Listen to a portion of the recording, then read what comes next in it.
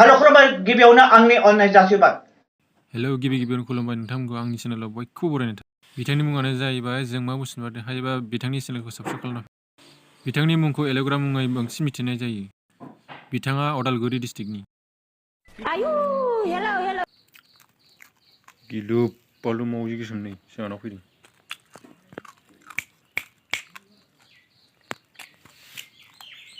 हा